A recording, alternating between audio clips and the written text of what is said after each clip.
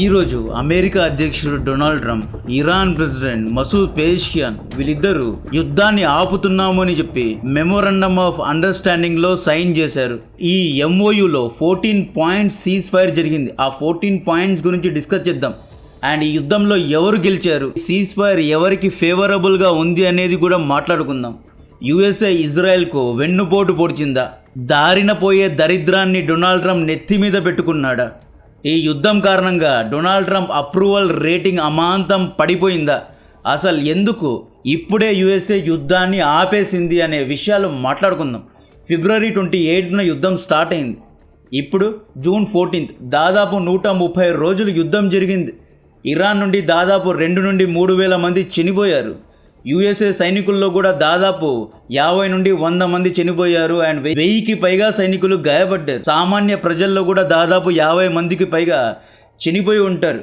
Straight of Hormuz close అవ్వడం వల్ల ప్రపంచవ్యాప్తంగా బ్రెంట్ క్రూడ్ ఆయిల్ ధరలు అమాంతం పెరిగిపోయి $120 పర్ బ్యారెల్కు చేరుకున్నాయి. యుఎస్ఏ రాజకీయాలు ఎలా ఉంటాయి, యుఎస్ఏ ప్రజల సెంటిమెంట్ ఎలా ఉంటుంది అంటే, యుఎస్ఏ పెట్రోల్ పంపులో పెరిగే ధరను బట్టి ప్రెసిడెంట్గా ఎవరు ఉండాలి అనేది డిసైడ్ చేస్తారు. నవంబర్ 3, 2026 యుఎస్ఏలో మిడ్ టర్మ్ ఎన్నికలు జరుగుతున్నాయి.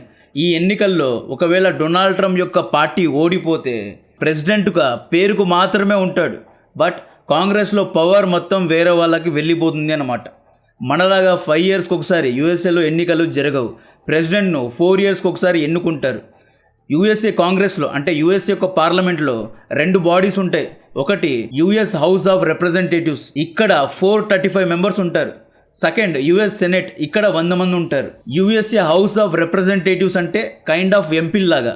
ఈ ఎంపీలు 2 ఇయర్స్కి ఒకసారి ఎన్నికల బరిలో దిగాలి.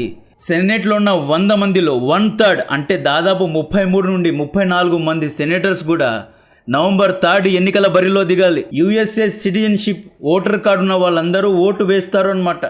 ఇక్కడ ఒకవేళ హౌస్ ఆఫ్ రిప్రజెంటేటివ్స్లో రిపబ్లికన్ పార్టీకు మెజారిటీ రాలేదు, సెనేట్లో కూడా మెజారిటీ రాలేదు అనుకోండి, కాంగ్రెస్లో డొనాల్డ్ ట్రంప్ ఎటువంటి నిర్ణయాలు తీసుకోలేడు, ఎటువంటి బిల్స్ పాస్ చేయలేడు, ఎటువంటి కార్యనిర్వహణ చట్టాలు రాయలేడు. లైక్ ఇండియాపై 50% టారిఫ్ వేస్తా, చైనాపై 200% టారిఫ్ వేస్తా, వెనుజులా మదురోని ఎత్తుకెళ్తా, క్యూబాపై యుద్ధం చేస్తా, ఇరాన్లో ఖెమెనీను చంపేస్తా అని ఎలా పడితే అలా నిర్ణయాలు తీసుకోవడానికి లేదు. కాంగ్రెస్లో డొనాల్డ్ ట్రంప్ పాస్ చేసే ప్రతి ఒక్క బిల్ను ఆపుతారు. డొనాల్డ్ ట్రంప్ యొక్క పవర్ మొత్తాన్ని లాగేసుకుంటారు. ఈ మిడ్ టర్మ్ ఎలక్షన్స్కు ముందు ఈయన ఈ యుద్ధాన్ని ఆపేశాడు. ఎందుకంటే ప్రజల్లో కోపం పెరిగిపోయింది. ఇరాన్ యుద్ధం కారణంగా ప్రపంచవ్యాప్తంగా బ్రెంట్ క్రూడ్ ఆయిల్ ధరలు పెరిగిపోయాయి. యుఎస్ఏలో $3.16 పర్ గ్యాలన్ ఉన్న గ్యాస్ ధర ఇప్పుడు $4.16కు పెరిగింది. అంటే అక్కడ పెట్రోల్ డీజిల్ ధరలు ఆల్రెడీ పెరిగిపోయాయి. దీనివల్ల 4.2% ఇన్ఫ్లేషన్ పెరిగింది. యుఎస్ఏ మీడియా, సోషల్ మీడియా రంగంలో దిగి డొనాల్డ్ ట్రంప్ను ఉతికి ఆరేశారు.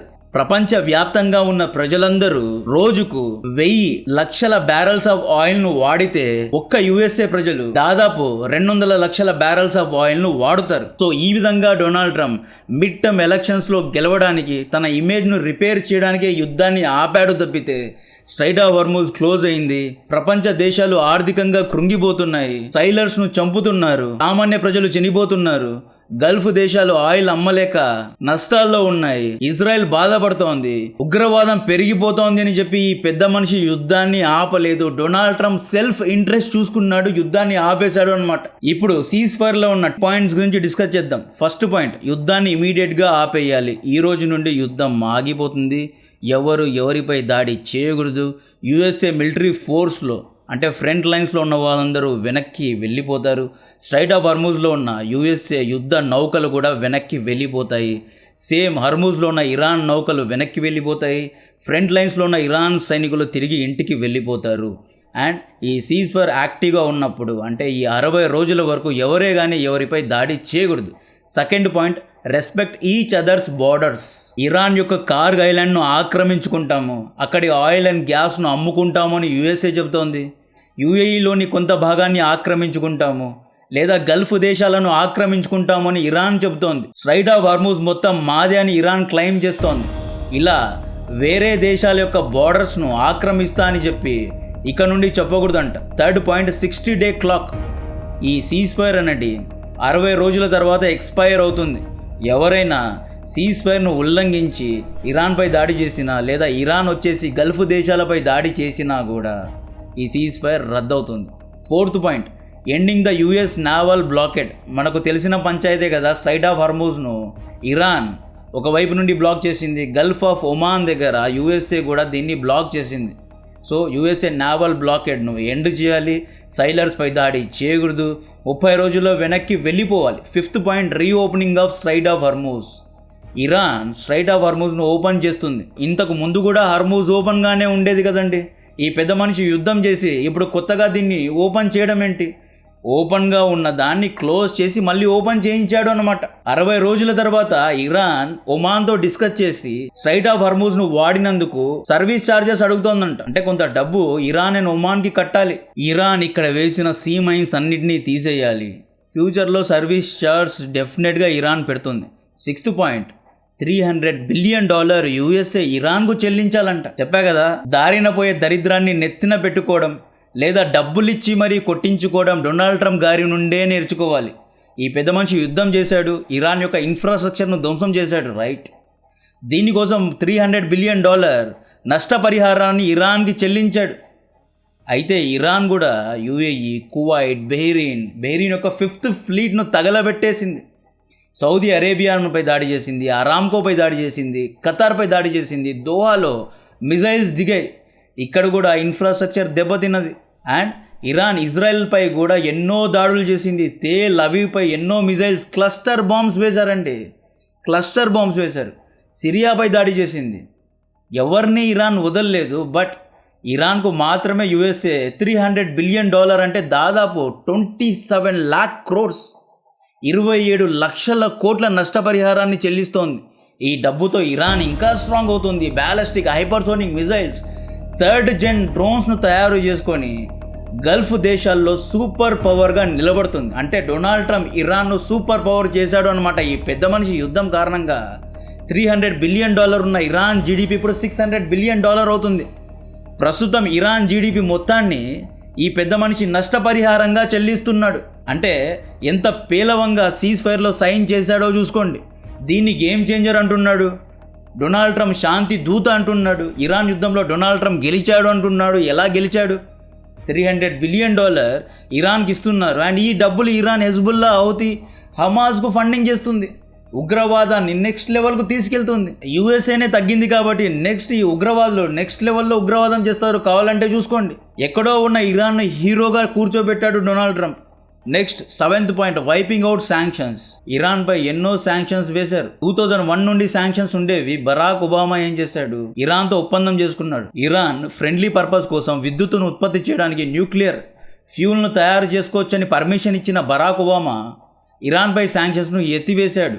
ఆ తర్వాత ఇరాన్ నెక్స్ట్ లెవెల్లో న్యూక్లియర్ వెపన్స్ను తయారు చేయడం చూసి డొనాల్డ్ ట్రంప్ రంగంలో దిగాడు 2016లో.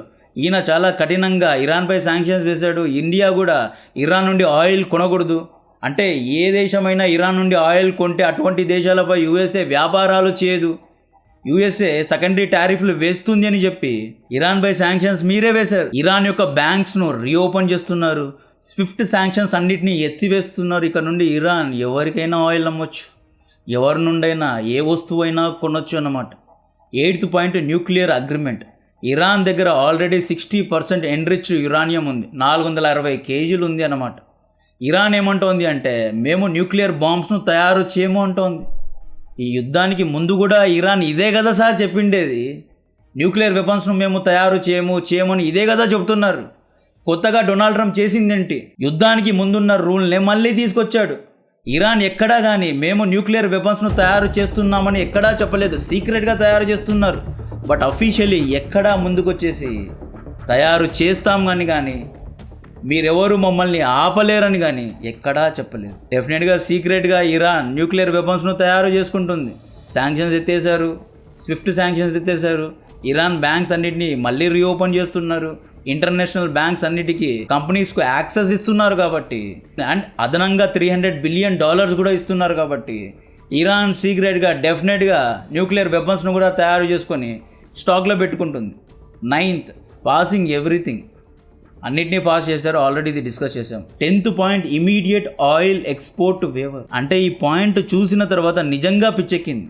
యుఎస్ఏ ఏమంటోంది అంటే ఇరాన్ తక్షణమే ఇరాన్ దగ్గర ఉన్న ఆయిల్ అండ్ గ్యాస్ నిల్వలు అన్నిటినీ ప్రపంచ దేశాలకు ఎక్స్పోర్ట్ చేయాలి అంటున్నారు. ఇంటర్నేషనల్ బ్యాంక్స్, ఇంటర్నేషనల్ వైజ్గా ఉన్న ఇన్సూరెన్స్ కంపెనీస్, షిప్పింగ్ కంపెనీస్ అన్నీ ఇరానియన్ షిప్స్ను సేఫ్గా ఉంచాలి. ఇరానియన్ ఆయిల్పై ఎవరే కానీ పెనాల్టీస్ వేయకూడదు అని చెప్పి ఇరాన్కు ఫ్రీ హ్యాండ్ ఇచ్చారు. అంటే పెళ్లి కొడుకు ఎలాగైతే కట్నం ఇస్తారు కదా, ఆ విధంగా పెళ్లి కొడుకులా చూసుకుంటోంది USA. 11th point unfreezing Iran banks account, already చెప్పా కదా. 12th point creating a watchdog community. 2000 నుండి ఇరాన్లో వాచ్ డాగ్స్ ఉన్నారు. IAEA ఉంది, అంటే ఇరాన్ న్యూక్లియర్ వెపన్స్ను తయారు చేయకుండా చూసుకునే సైంటిస్టులు ఉన్నారు. ఇన్స్పెక్షన్ టీం ఉంది. మంత్లీ ఈ ఇన్స్పెక్షన్ టీమ్స్ ఇరాన్ యొక్క న్యూక్లియర్ సైట్స్కి వెళ్తారు. ఇరాన్ ఏమేం తయారు చేస్తోంది అనేది చూస్తారు. ఈ వాచ్ డాగ్ టీంను క్రియేట్ చేసిన లాభం లేదు. 13th పాయింట్ 60 రోజుల వరకు ఇరాన్ న్యూక్లియర్ వెపన్స్ తయారు చేయకూడదు. శాంక్షన్స్ను ఎలా ఎత్తేయాలి, ఇరాన్ ఆస్తులను ఎలా ఇరాన్కే ఇచ్చేయాలి అని చెప్పి 60 రోజులు డిస్కస్ చేస్తారంట. 14th point making it international binding. Okay, internationally దీన్ని ఒక అగ్రిమెంట్ లాగా సైన్ చేసుకొని ఆల్ పార్టీస్ను పిలిపించి UN, గల్ఫ్ దేశాలు, ఇండియా ఇలా అందరినీ ఆల్ స్టేక్ హోల్డర్స్ని పిలిపించి ఈ విధంగా 60 రోజులు సీజ్ఫైర్ చేసుకున్నాము. 60 రోజుల వరకు ఇరాన్ ఈ సీజ్ఫైర్కి అబైడే ఉండాలి, ఈ పాయింట్స్కి అబైడే ఉండాలి. లేదు ఇరాన్ హర్మూజ్లో ఉన్న షిప్స్పై దాడి చేసిన లేదా USA సైనికులు ఇరాన్పై దాడి చేసిన ఈ సీజ్ఫైర్ చెల్లదు అని చెప్పి వీళ్ళు MOUను సైన్ చేసుకున్నారు. 60 రోజుల తర్వాత డెఫినెట్గా యుద్ధం అనేది ఆగిపోతుంది. ఆల్రెడీ బ్రెంట్ క్రూడ్ ఆయిల్ ధరలు $80కు చేరుకున్నాయి, ఇంకా తగ్గే అవకాశాలు ఉన్నాయి. మనం ఇరాన్తో ఇప్పటికైనా ఎంగేజ్ అయ్యి తక్కువ ఆయిల్ అమ్మే ఒక డీల్స్ చేసుకోవాలి. అండ్ నెక్స్ట్ రష్యా కూడా ఆయిల్ ధరలను తగ్గించే అవకాశాలు ఉన్నాయి. కాబట్టి ఇది ఇండియాకు చాలా మంచి న్యూస్. సో ఫైనలీ ఏంటి అంటే తన నెత్తి మీద రానంత వరకు యుద్ధాన్ని చేశాడు ఈ పెద్ద మనిషి డొనాల్డ్ ట్రంప్. తన నెత్తి మీద రానంత వరకు యుద్ధం చేశాడు. ఎప్పుడైతే డొమెస్టిక్ లెవెల్లో బ్యాక్లాష్ వచ్చిందో కాంగ్రెస్లో ఉన్న అపోజిషన్ పార్టీ నాయకులు ఈ పెద్ద మనిషిని కూర్చోబెట్టి, పీట్ హెక్సత్ను కూర్చోబెట్టి, మినాబ్ స్కూల్లో టొమహాక్ మిజైల్స్తో దాడి చేశావు, ఎవరు దాడి చేశారు అని అడిగారు. మేము దాడి చేయలేదు అని రిప్లై ఇచ్చాడు పీట్ హెక్సత్. టొమహాక్ మిజైల్ను క్లియర్గా ఫైర్ చేసినట్లు ఈ వీడియో అండ్ ఫొటోస్లో ఉంది. మినాబ్ స్కూల్పై మీరు కాకుండా ఎవరు దాడి చేసి ఉంటారో అని అడిగారు. ఆన్సర్ లేదు. నీపై కేసు వేస్తాం, విచారిస్తాం, ఇన్వెస్టిగేషన్ చేస్తాము. 120 మంది చిన్నపిల్లల్ని చంపేసి అమెరికా యొక్క ఇమేజ్ను పాడి చేశాడు. యుద్ధం స్టార్ట్ అయిన నెక్స్ట్ డేనే పీట్ హెక్సత్ ఈ పెంట చేశాడు. ఈ పెంట తర్వాత ఇజ్రాయెల్ అమెరికాపై బ్యాక్లాష్ పెరిగింది, వ్యతిరేకత పెరిగింది అనమాట. నెక్స్ట్ వీళ్ళు ఇజ్రాయెల్కు వెన్నుపోటు పొడిచారు. ఈ 14 పాయింట్స్లో ఎక్కడా లెబనాన్లో ఉన్న హెజ్బుల్లా ఉగ్రవాదులను ఉతికి ఆరేస్తాము లేదా పీకి పడేస్తాము, తరిమేస్తాము అని ఎక్కడా లేదు. అంటే లెబనాన్ ఇజ్రాయెల్తో బార్డర్ షేర్ చేసుకుంటుంది. లెబనాన్లో ఉన్న హెజ్బుల్లా ఉగ్రవాదులు ఇజ్రాయెల్పై రేపు దినాన ఉగ్రవాదం చేస్తారు. ఇజ్రాయెల్ను కన్సల్ట్ అవ్వకుండానే వీళ్ళు లెబనాన్ను కూడా సీజ్ఫైర్లో యాడ్ చేశారు. ఇరాన్ యొక్క ప్రాక్సీ ఉగ్రవాద సంస్థలైన హమాస్, హెజ్బుల్లా, హౌతీలను ఏం చేస్తారు? వాళ్ళకి ఎటువంటి పనిష్మెంట్ లేదా? 2023 అక్టోబర్ 7న చేసిన ఉగ్రవాదానికి అకౌంటబిలిటీ లేదా? ఇజ్రాయెల్ గురించి ఏమీ ఆలోచించకుండా మొత్తం బ్లేమ్ నేతన్యాహుపై వేశారు. ఇజ్రాయెల్ సైనికులు వర్కౌట్ చేయకుండానే, రీసెర్చ్ చేయకుండానే USAను రంగంలో దింపారు. సరిగ్గా గ్రౌండ్ రియాలిటీ చెప్పకుండానే USA సైనికుల్ని పిలిపించుకున్నారు. ఇజ్రాయెల్ చెప్పిందనే USA యుద్ధం చేసింది అని చెప్పి బ్లేమ్ మొత్తాన్ని ఇజ్రాయెల్పై వేస్తున్నారు. మిడిల్ ఈస్ట్లో దాదాపు 50,000 మంది USA సైనికులు దాదాపు 50 ఏళ్ల నుండి ఏం పీకడానికి ఉన్నారు?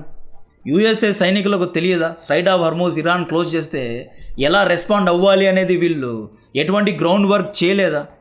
లాస్ట్ ఇయర్ కూడా ఇరాన్ బెదిరించింది, హర్మూజ్ను క్లోజ్ చేస్తామని చెప్పింది. అందరికీ తెలుసు ఇరాన్ హర్మూజ్ను క్లోజ్ చేస్తుంది అని చెప్పి. USA దీన్ని గ్రహించలేకపోయిందా? పీట్ హెక్సత్ పెద్ద పెద్ద మాటలు మాట్లాడతాడు. మధురోని ఎత్తుకెళ్ళా, వెనుజులాను ఓడించి అంటాడు కదా. పీట్ హెక్సత్ వార్ క్యాల్కులేషన్స్ చేయలేదా? ఇజ్రాయెల్ చెప్పింది అని చెప్పి యుద్ధంలో దిగారు. ఇజ్రాయెల్ రేపు దినాన గల్ఫ్ ఆఫ్ ఒమాన్లో దూకి సావండి అంటే సస్తారా? ఎక్స్పీరియన్స్ ఇజ్రాయెల్ కంటే ఎక్కువగా మీకే ఉంది కదా. UAEలో, సౌదీలో, కువైట్లో, బెహ్రీన్లో ఎవరి మిలిటరీ బేసెస్ ఉన్నాయి? బెహ్రీన్ 5th ఫ్లీట్లో USA యొక్క నేవీ ఏం పీకుతోంది? USA నేవీ పనే హర్మూజ్ను ఓపెన్ చేయడం. ఇరాన్ సీ మైన్స్ను వేస్తున్నప్పుడు USA యొక్క శాటిలైట్స్ ఏం చేస్తున్నాయి? USA నిఘా వర్గాలు ఏం చేస్తున్నాయి? బెహ్రీన్లో యుఎస్ఏ సైనికులు హనీమూన్ చేయడానికి వచ్చారా, యుద్ధం చేయడానికి వచ్చారా? యుఎస్ఏ సైనికులు చేసిందల్లా ఏంటి అంటే ఒకరిపైన బ్లేమ్ వేయడం. యుఎస్ఏ బేసెస్ పై దాడి జరిగిందా? బెంజమిన్ నేతన్యాహు సరిగ్గా ఇన్ఫర్మేషన్ ఇవ్వలేదు. కువైట్ పై ఎయిర్పోర్ట్ పై దాడి చేశారా? మొసాద్ సరైన ఇన్ఫర్మేషన్ ఇవ్వలేదు. అంటే CIA, USA army, USA navy ఏం చేయడానికి వచ్చారు? ఇజ్రాయెల్ ఏమంటోంది అంటే ఈ సీజ్ ఫైర్కు మాకు ఎటువంటి సంబంధం లేదు, నిన్న కూడా లెబనాన్ పై దాడి చేసింది, రేపు కూడా దాడి చేస్తారు, హెజ్బుల్లాను పూర్తిగా నాశనం చేస్తామని చెప్పి ఇజ్రాయెల్ చాలా గట్టిగా నిలబడింది. ఇజ్రాయెల్ ఏమంటుంది అంటే రేపు దినాన ఈ సీజ్ ఫైర్ చేసుకుని 60 రోజుల తర్వాత యుఎస్ఏ ఆర్మీ తిరిగి వెళ్ళిపోతుంది, ఇక్కడ ఉండాల్సింది మేమే, కాబట్టి మా దేశ హితం కోసం, నేషనల్ సెక్యూరిటీ కోసం ఏం చేయడానికైనా సిద్ధంగా ఉన్నామని చెప్పి ఇజ్రాయెల్ అంటోంది. ఇప్పటి వరకు ఇరాన్ ఇంతలా చేయగలదా? యుఎస్ఏకు టర్మ్స్ను డిక్టేట్ చేయగలదా? డొనాల్డ్ ట్రంప్ను ఎంఓయూలో సైన్ చేసే స్థాయికి తీసుకువస్తుందా?